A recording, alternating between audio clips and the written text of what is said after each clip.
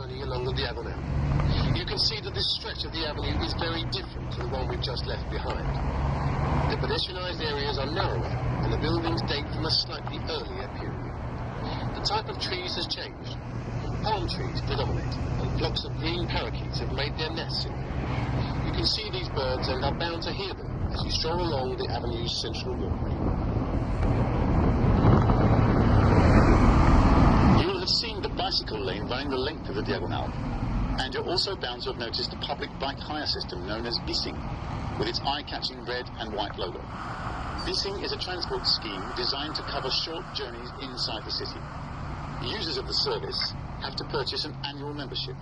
In recent years, bicycles have become more popular as a result of the Bissing scheme, and the special cycle lanes that have been placed along most of the city's main streets, including this avenue.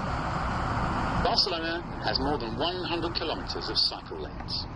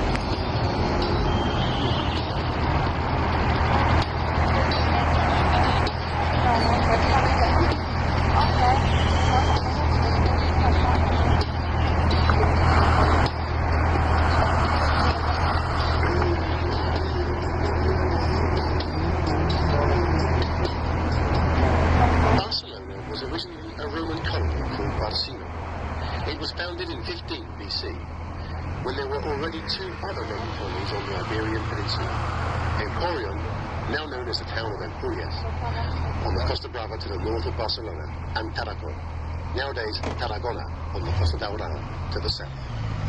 The area where Barcelona once stood is now the city's administrative and religious centre, the area known as the Barri Gothic, which is the site of the cathedral, city hall, and the seat of the Catalan government, the Palau de la Generalitat. The Middle Ages were a period of great splendour. The influence of the crown of Catalonia and Aragon had spread throughout the Mediterranean, and during the 13th century, Barcelona became the centre of a seafaring and trading empire. Several hundred years later, in the middle of the 19th century, Barcelona expanded beyond the city walls and witnessed a flourishing of industry and the arts. The turn of the century marked the dawn of Catalonia's homegrown modernism between the 1888 Universal Exhibition and the 1929 International Exhibition. More recently, Barcelona's nomination as host city for the 1992 Olympic Games triggered the renewal of the city and secured its reputation as a major European and Mediterranean metropolis.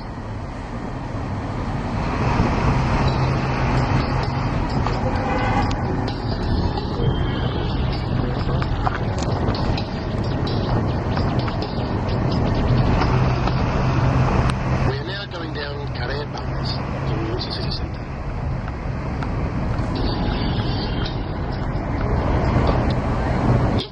Fascinated by Barcelona's Art Nouveau or Modernista heritage, at the next stop you'll find a wonderful collection of decorative and fine arts from the Modernista period at the Museum of Catalan Art Nouveau.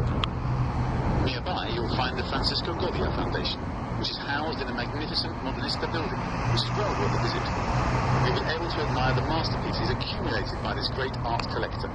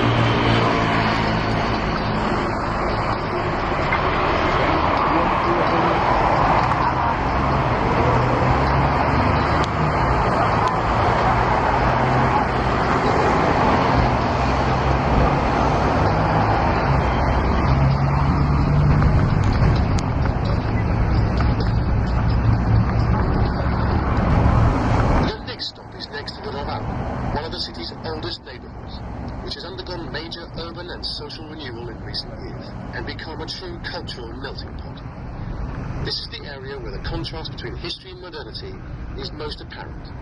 Here, you can visit Museu d'Art Contemporáneo de Barcelona, the MACBA, which was designed by the architect Richard Mayer. You'll be surprised to come across the dazzling white building in heart of the old quarter. Adjacent to the MACBA, we find historic buildings such as a Gothic convent and a former poorhouse. The latter is now the Centro d'Art Contemporáneo de Barcelona, the CCCB.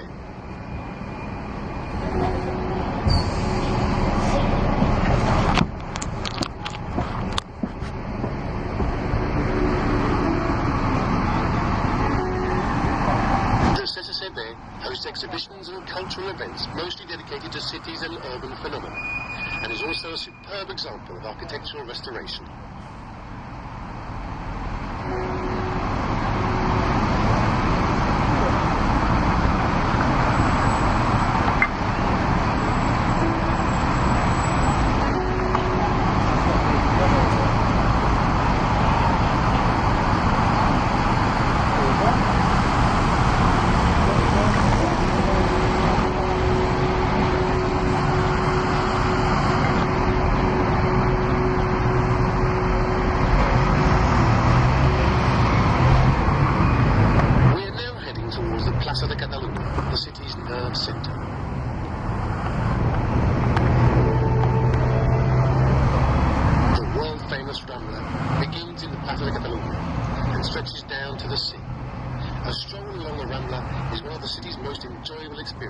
Due to its unique atmosphere that changes throughout the day and night.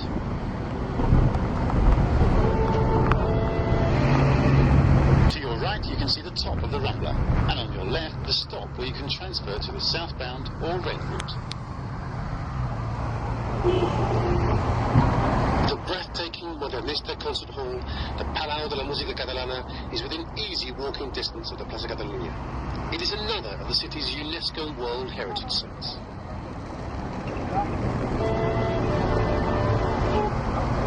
Finally, we'd like to remind you that the Tourist Information Office is located under the Plaza. Some of the city's guided tours, including the Barcelona walking tours, depart from here.